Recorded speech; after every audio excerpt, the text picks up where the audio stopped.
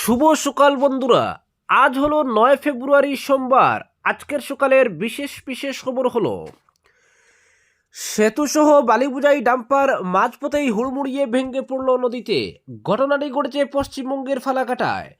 রবিবার বিকেলে জটেশ্বর ও 5 মাইল সংযোগকারী মুজনাই নদীর উপরের গুরুত্বপূর্ণ বঙ্কিমঘাট সেতুটি হুড়মুড় করে ভেঙে পড়ল। এই ঘটনায় এলাকায় ব্যাপক চাঞ্চল্য ছড়িয়েছে।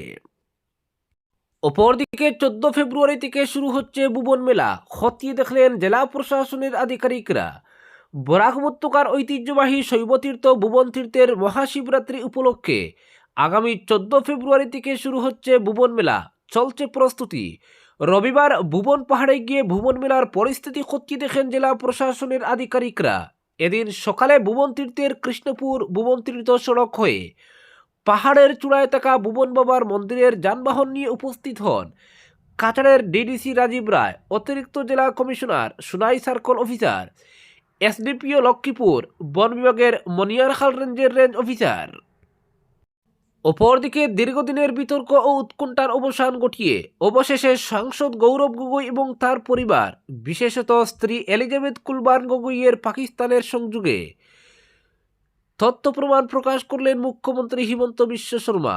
রবিবার দিশপুরের লোকসেবা ভবনে আয়োজিত এক বহুল প্রতীক্ষিত বিশেষ সাংবাদিক সম্মেলনে তিনি এইসব তথ্য তুলে ধরেন। মুখ্যমন্ত্রী জানান, 10 সেপ্টেম্বর এসআইটি জমা দেওয়া প্রতিবেদনের ভিত্তিতে গোপনীয় অংশ বাদ দিয়ে এই তথ্যগুলি প্রকাশ করা হয়েছে। আসাম পুলিশের সিআইডিতে ভারতীয় ন্যায় সংহিতা 2023-এর ধারা অনুযায়ী তদন্ত চালিয়ে এসআইটি এই প্রতিবেদন জমা দেয়। সাংবাদিক সম্মেলনে মুখ্যমন্ত্রী বলেন, সিঙ্গাপুরে একটি সম্মেলনে থাকাকালীন তিনি সামাজিক মাধ্যমে একটি ছবি দেখেন যেখানে সাংসদ গৌরব গগৈ একটি যুব প্রতিনিধি দলকে নিয়ে পাকিস্তান দূতাবাসে গিয়েছিলেন। প্রথমে ছবিটিকে ভুয়া মনে হলেও কংগ্রেস নেতাদের বক্তব্যে নিশ্চিত হন যে ছবিটি সত্য। এরপরই বিষয়টি অনুসন্ধানের প্রক্রিয়া শুরু হয় এবং পাকিস্তানি নাগরিক আলী তৌকির শেখের সঙ্গে সংশ্লিষ্টতার তথ্য সামনে আসে। মুখ্যমন্ত্রী স্পষ্ট করেন, রাজনীতির বিরোধিতা ও রাষ্ট্রবিরোধী কার্যকলাপ এক বিষয় নয়। কোনো জনপ্রতিনিধির বিরুদ্ধে বৈরী রাষ্ট্রের স্বার্থে কাজ করার অভিযোগ সামনে এলে দেশের স্বার্থেই তদন্ত প্রয়োজন। তিনি জানান, গৌরব গগৈর পাকিস্তান সংযোগ এখন আর কেবল সন্দেহের পর্যায়ে নেই। এসআইটি তদন্তে এই সন্দেহের ভিত্তি মিলেছে। বিষয়টি পরবর্তী পদক্ষেপের জন্য কেন্দ্রীয় স্বরাষ্ট্র মন্ত্রকে পাঠানো হবে বলে জানান তিনি। আলী তৌকির শেখ প্রসঙ্গে মুখ্যমন্ত্রী বলেন, তদন্তে জানা গেছে পাকিস্তানের প্রভাবশালী নাগরিক আলী তৌকির শেখের সঙ্গে গৌরব গগৈর পরিবারের ঘনিষ্ঠ সম্পর্ক ছিল। আলী তৌকির শেখ পাকিস্তানের সামরিক বাহিনী ও আইএসআইয়ের সঙ্গে ঘনিষ্ঠ বলে অভিযোগ। অপরদিকে বড়খলার বাতাসে ভোটের আবহ, চলছে পদযাত্রা। লক্ষ্য নির্বাচন। ভোটমুখী কসরতে ব্যস্ত প্রায় সবকটি রাজনৈতিক দলের টিকিট প্রত্যাশীরা। মাঠে ময়দানে পাড়াগাঁওয়ে ঘুরে বেড়াচ্ছেন হবু বিধায়করা। কিন্তু বড়খলায় দেখা গেল কিছুটা ভিন্ন দৃশ্য। ঘরোয়া সভায় না গিয়ে একেবারে সরাসরি পদযাত্রায় নেমে পড়লেন কংগ্রেসের এক টিকিট প্রত্যাশী। অবস্থা দেখে মনে হচ্ছে টিকিট কনফার্ম। ডক্টর অমিত কালওয়ার কদিন আগে কংগ্রেসে যোগ দিয়েছেন তিনি। আসন্ন নির্বাচনে বড়খলা বিধানসভা কেন্দ্রে কংগ্রেসের প্রার্থিত্ব চেয়ে দলের নেতৃত্বের কাছে জমা দিয়েছেন আবেদনও। শুধু তিনি একা নন, এই কেন্দ্রে প্রতিদ্বন্দ্বিতার ইচ্ছা প্রকাশ করে প্রদেশ কংগ্রেসের কাছে আবেদন করেছেন আরও কয়েকজনও। দল যাকে টিকিট দেবেন কংগ্রেসের হয়ে প্রতিদ্বন্দ্বিতায় নামবেন বলে জানান তিনি। অপরদিকে অভিযানে নামল হাতি বুলডোজার। পাথারকান্দিতে উচ্ছেদ 800 পরিবার। পাথারকান্দি সমজেলার অধীন বিভিন্ন সংরক্ষিত বনাঞ্চলে রবিবার দিনভর উচ্ছেদ অভিযান জারি রেখেছে প্রশাসন। এদিন প্রায় 800টি বাড়িঘর গুড়িয়ে দিয়েছে প্রশাসনের বুলডোজার। রাজ্য সরকারের অবৈধ বনভূমি দখলমুক্ত করার এই অভিযান ঘিরে এদিন এক আতঙ্কের পরিবেশ সৃষ্টি হয়। বিশেষ করে উচ্ছেদ অভিযানে এদিন বন বিভাগের হাতি পর্যন্ত লাগানো হয়েছিল। রবিবার সকাল থেকে প্রশাসন ও বন বিভাগের যৌথ উদ্যোগে দুহালিয়া সংরক্ষিত বনাঞ্চলের অধীন মধুরবন, উত্তর গোপালপুর, খিলরবন, বরতল এলাকার প্রায় 350টি পরিবার এবং লুয়াইরপাড় বাদশাহী সংরক্ষিত বনাঞ্চলের অধীন ইসারপাড়, রাধামাধবপুর, বালিয়া, ছাগলমোয়া, করিমগঞ্জ বিল, চাঁদপুর, পূর্ববাজারি ও লঙ্গাই সংরক্ষিত বনাঞ্চলের মাগুরা, যোগীচূড়া, বর্দবিল, পুরান সোলামোনা, উত্তর সোলামোনা, বাজারঘাট ও জাহানপুর এই 15টি গ্রামের প্রায় 420টি পরিবারে চলেছে প্রশাসনের বুলডোজার। মাটির ঘরগুলো গুড়িয়ে দেওয়ার জন্য লাগানো হয়েছে হাতিকে। এই অভিযানে একদিকে যেমন বিপুল পরিমাণের সরকারি ভূমি দখলমুক্ত করা হয়েছে, তেমনি প্রশ্ন উঠেছে শত শত পরিবারকে গৃহহীন করার মানবিক দিকটিও।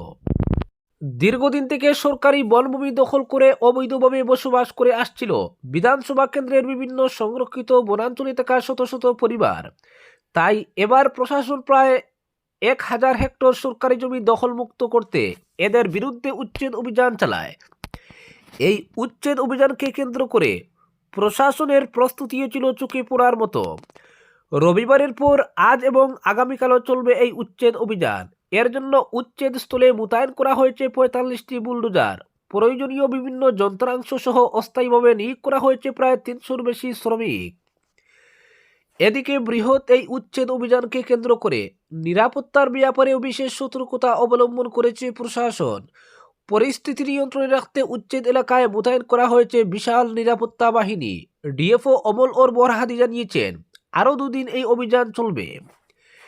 আইন শৃঙ্খলা স্বাভাবিক রাখতে DFO, ACF, range officer, magistrate, police, BSF, commando বাহিনী, আধা সেনা সহ প্রোটেকশন টিমের কর্মীদের কাজে নামানো হয়।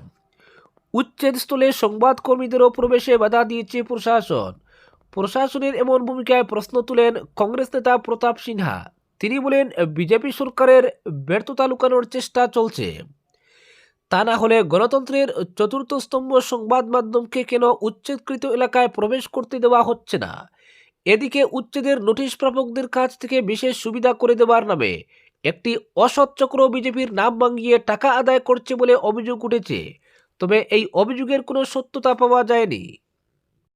অপরদিকে কুকিনাগা সংঘর্ষ, কারফু উখরুলে ফের গোষ্ঠী সংঘর্ষ, ফের গুলাগুলি, ফের উত্তেজনা এবং ফের কারফু। সমন্বয় আর সমঝোতার সরকার ক্ষমতায় বসার দিন কয়েকের মধ্যেই ফের দাঙ্গার পরিবেশ ফিরে এলো মণিপুরে।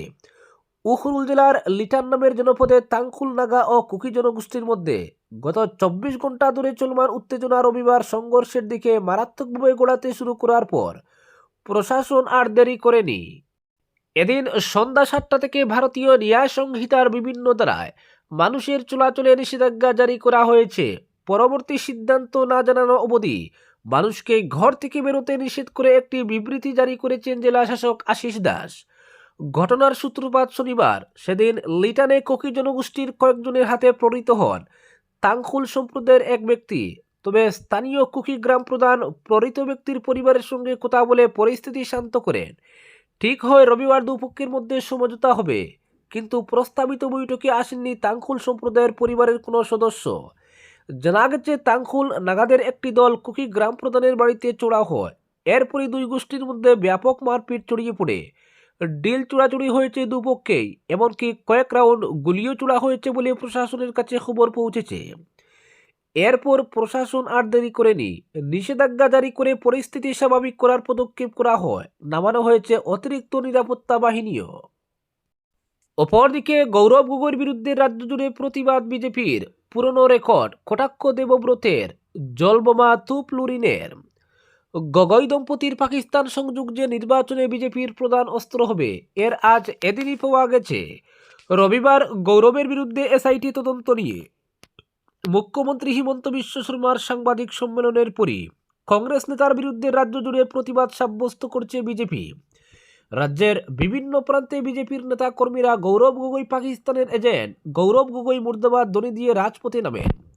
প্রতিটি জেলাতেই এদিন বিজেপি নেতা কর্মী সমর্থকরা গৌরবের বিরুদ্ধে প্রতিবাদ মিছিল বের করেন। এদিকে গৌরব গগৈর বিরুদ্ধে পাক যুগের অভিযোগ নিয়ে প্রতিক্রিয়া প্রকাশ করেছেন প্রবীণ কংগ্রেস নেতা তথা প্রাক্তন মন্ত্রী পবন সিং ঘাটোয়ার। তিনি বলেন, এটা গৌরব গগৈর ক্লিন ইমেজ নষ্ট করার এক নাটক মুখ্যমন্ত্রীর। তার প্রশ্ন, গৌরব গগৈ যদি দেশবিরোধী কাজে লিপ্ত হন, তাহলে সংসদে প্রধানমন্ত্রী, স্বরাষ্ট্রমন্ত্রীর সামনে আঙ্গুল তুলে বক্তব্য রাখার সাহস কি করে পান? এ নিয়ে কেন্দ্র কেন নীরব? গৌরব গগৈর নেতৃত্বে কংগ্রেসের বিশাল অগ্রগতি নিয়ে মুখ্যমন্ত্রী শঙ্কিত হয়ে পড়েছেন বলেও মন্তব্য করেন তিনি। বিরোধী দলনেতা দেবব্রত শইকিয়া বলেন, মানুষকে বিভ্রান্ত করার এক নাটক রচনা করেছেন মুখ্যমন্ত্রী। মুখ্যমন্ত্রীর সাংবাদিক সম্মেলনে নতুন কিছু নেই, সেই পুরনো রেকর্ড বাজিয়েছেন মুখ্যমন্ত্রী। তিনি বলেন, যদি কোনো তথ্য প্রমাণ থাকে তাহলে কেন্দ্রীয় সংস্থার মাধ্যমে কেন তদন্ত করা হচ্ছে না? গৌরবের বিরুদ্ধে যে অভিযোগ আনা হয়েছে তার তদন্ত করা রাজ্য সরকারের এখতিয়ার নেই। সেই কথাই 10 মাস পর মুখ্যমন্ত্রী স্বীকার করেছেন বলেও মন্তব্য করেন শইকিয়া। তিনি আরও বলেন, কংগ্রেসের প্রাক্তন মুখ্যমন্ত্রীর পরিবারকে বিজেপিতে নেওয়ার ষড়যন্ত্র করছেন মুখ্যমন্ত্রী। ইতিমধ্যে 2 প্রাক্তন মুখ্যমন্ত্রীর পরিবারকে বিজেপিতে নিয়ে যাওয়া হয়েছে, কিন্তু প্রাক্তন মুখ্যমন্ত্রী তরুণ গগৈ ও হিতেশ্বর শইকিয়ার পরিবারকে নিতে না পারায় মুখ্যমন্ত্রী এসব করছেন বলেও মন্তব্য শইকিয়ার। ইউডিএফের বিধায়ক হাফিজ রফিকুল ইসলাম বলেন, এটা যেন পর্বতের মুশিক প্রসব। তার মতে, মুখ্যমন্ত্রী শর্মা গৌরব গগৈ বিরুদ্ধে যে অভিযোগ এনেছেন তা গুরুতর। গৌরব গগৈর বিরুদ্ধে গুরুতর অভিযোগ কেন্দ্র কেন লুকিয়ে রেখেছে? মুখ্যমন্ত্রী অযথা সময় নষ্ট করেছেন। মুখ্যমন্ত্রীর বহু কাজ রয়েছে, তা বাদ দিয়ে ফালতু ইস্যু নিয়ে সময় নষ্ট করছেন। আসাম জাতীয় পরিষদ দলের সভাপতি লুরিনজ্যোতি গগৈ বলেন, মুখ্যমন্ত্রী এতদিন যে প্রলাপ বকে এসেছেন, আজ তার 2.5 ঘন্টার সাংবাদিক সম্মেলনে তা প্রকাশ পেয়েছে। বিধায়ক অখিল গগৈ বলেন, তিনি আগেই বলেছিলেন যে গৌরব গগৈর বিরুদ্ধে অভিযোগ সত্য হলে 8 ফেব্রুয়ারি তিনি গ্রেফতার হবেন, না হলে অভিযোগ জনপ্রিয় অসমীয়া ধারাবাহিক বেহারবাড়ি আউটপোস্টের মতো সিরিয়াল হবে। তাই হয়েছে। এটি একটি সিরিয়াল ছিল, মুখ্যমন্ত্রী নিজেই প্রমাণ করেছেন। রাইজর দলের নেতা রাসেল হোসেন বলেন, কথা ছিল পাকিস্তান বোমা ফাটাবেন, কিন্তু ফাটিয়েছেন জল বোমা। আজকের বিশেষ সংবাদ এখানেই সমাপ্ত।